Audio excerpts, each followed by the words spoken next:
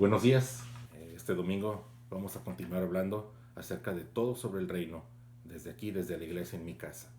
Y esta es la semana 4. Vamos a hablar hoy acerca de eh, hablando del reino, pero de un tema un tanto interesante, ya que nosotros nos podemos dar cuenta que el tejido de la sociedad está entretejido por varios hilos, y estos hilos no han permanecido igual en las diferentes etapas de la historia.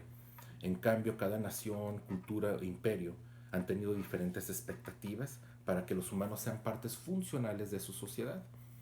Y una gran parte de estas expectativas siempre ha sido la comida. Y tenemos que comer y beber todos los días, y con cada comida hay una declaración, ¿sí? Detrás de la comida. Eh, Nosotros, por ejemplo, vemos eso cuando hacemos una carne asada, o cuando hay una fiesta de pizza, alguna cena de cumpleaños, que hay el pastel, helado para celebrar. Y en realidad esta afirmación es bastante obvia cuando nosotros miramos nuestra propia cultura, ahorita en la actualidad, y vemos, por ejemplo, la gente que sube sus páginas de Instagram, de Facebook, su comida, o lo que van a comer, o que están constantemente hablando de nuestras culturas, de lo que comemos. Y, y también aparte de eso, sobre todo ahorita en la actualidad, nuestra cultura ha comenzado a pensar mucho sobre cómo nuestras elecciones alimenticias afectan nuestros cuerpos y también el medio ambiente, como que se ha creado una conciencia. Por ejemplo, la gente prefiere ahora consumir el pollo orgánico que se cría en el campo, de manera natural, y no los que están alimentados eh, con hormonas y de una manera inhumana, etcétera. Entonces, no solo se ha convertido en una elección de alimentos, perdón, sino también una declaración de ética. Nosotros lo vamos a leer ahorita en Romanos 14, 17, y fíjense lo que dice. Dice, porque el reino de Dios no es cuestión de comidas o bebidas, sino de justicia, paz y alegría en el Espíritu Santo. Así que, tanto para los judíos como para los gentiles, la comida desempeña un papel importante en la forma en que pertenecían a una comunidad, no muy diferente a la comunidad o a la sociedad de ahora. Para los judíos todo se remonta a la ley de Moisés, que dicta las reglas rígidas para todos los alimentos. Y el alcance de estas regulaciones va más allá que la comida preparada. Por ejemplo, la carne requería algún estilo de corte, no se podía usar leche para cocinar con el animal, y solo ciertos tipos de animales se consideraban limpios para poder consumir. Pero estas reglas no solo eran reglas aleatorias para la vida, sino que eran fundamentales para la forma en que los judíos se involucraban con su cultura y con Dios. Y el tejido mismo de la cultura y la sociedad judías estaban entretejidos por las expectativas con respecto a la comida. Y la identidad judía tenía que ver con lo que eran los alimentos, o con kosher, que eran los alimentos como permitidos, o que tenían para comer.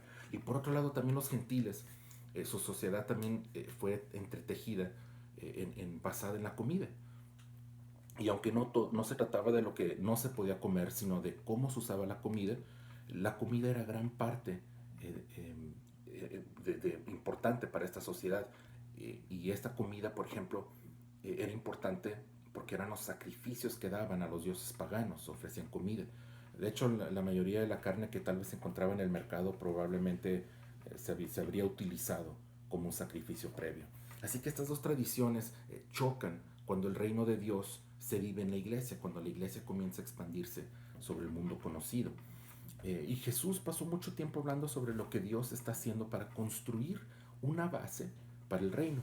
Así que para cuando Él termina su ministerio en la cruz, Él ya ha enseñado bastante a fondo sobre el reino de Dios. Y a medida que el Nuevo Testamento continúa, surgen Pedro y Pablo, que comienzan su ministerio. Y todavía hay muchas preguntas sobre cómo la iglesia debe representar el reino de Dios aquí en la tierra. Así que eh, el mensaje es similar. El reino ya vino, pero va a volver a venir. O sea, incluso Jesús insinúa esta verdad en su parábola de la semilla de mostaza. Y el corazón del mensaje es que el reino viene, pero también vino cuando Jesús estaba en la tierra. Así que aquí en Romanos 14 Pablo se está centrando en lo que significa ser parte del reino en el ahora. Y su consejo pastoral a la iglesia en Romanos es sobre lo que significa ser una comunidad de diferentes orígenes, pero ahora que estén alineados en el mismo reino. Y esta nueva comunidad de Dios es complicada porque es humana. Y esto significa que hay que superar muchos desafíos y muchos retos. Así que es importante destacar que la parte de la escritura en la que nos estamos enfocando se encuentra en una parte de la carta en la que Pablo trata con cristianos fuertes y débiles dentro de la misma sociedad. Así que es vital que estemos en la misma página sobre lo que significan estos dos términos. Y según el contexto, es muy poco probable que Pablo no esté hablando de los débiles como cristianos que son malos para resistir la tentación. En cambio, se trata de una cuestión de fe. Los creyentes fuertes son aquellos cuya fe es tal que tienen libertad. Y mientras que los creyentes débiles tienen una fe que no les permite dejar de lado eh, todas esas viejas reglas, esas regulaciones que ellos creen y consideran que son vitales para la salvación. Y Pablo está usando el término débil para referirse a los cristianos judíos que se niegan a dejar ir la ley mosaica. Estos cristianos continuaron comiendo kosher, observando el sábado, siguiendo otras regulaciones porque pensaban que aún necesitaban probarse a Dios. Y por el otro lado, parece ser que los fuertes han decidido que su libertad es más importante que la comunidad de Dios.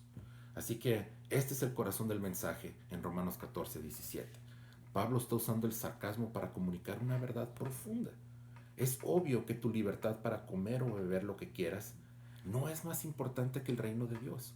Y Pablo está escribiendo un mensaje a los débiles para reconsiderar su rígido legalismo. Pero el mensaje es mucho más fuerte para aquellos fuertes en la fe. Les está diciendo que dejen de usar su libertad de una manera que desgarre el tejido de esa comunidad piadosa. Así que, como podrá darse cuenta, Pablo está reiterando lo que Jesús ya ha dejado claro. El reino de Dios es un reino al revés, cuya ética se define por la fe y el amor, no por las reglas y regulaciones. La fe da libertad, el amor limita esa libertad para construir comunidad. Así que no hay que perdernos el poder de esta declaración. Esto es todo lo que necesitamos para estar en una comunidad saludable.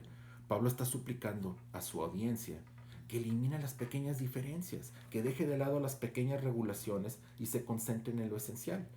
Es importante tener en cuenta que estas diferencias y regulaciones pueden no parecer pequeñas, puede que no se sientan mezquinos, puedan sentirse lo más importante. Estoy seguro de que muchos cristianos y judíos pensaban que comer y beber lo correcto era lo más importante. Pero nunca, nunca son más importantes que el reino de Dios. El reino de Dios es lo más importante. Y nuestra comunidad es lo más importante. Nuestra elección de fe nos da libertad. Y nuestro amor transforma esa libertad en una fuerza de formación comunitaria. Así que hermanos, es todo por el día de hoy. Recuerden, el reino de Dios no es cuestión de comidas o bebidas o de reglas o de qué sí puedo hacer o no puedo hacer, sino que es de justicia, de paz y alegría en el Espíritu Santo. Así que el que de esta manera sirve a Cristo agrada a Dios y es aprobado por sus semejantes. Por lo tanto, esforcémonos por promover todo lo que conduzca a la paz y a la mutua edificación. No destruyas la obra de Dios por causa de la comida. Todo alimento es puro. Lo malo es hacer tropezar a otros por lo que uno come. Más vale no comer carne ni beber vino, ni hacer nada que haga caer a tu hermano.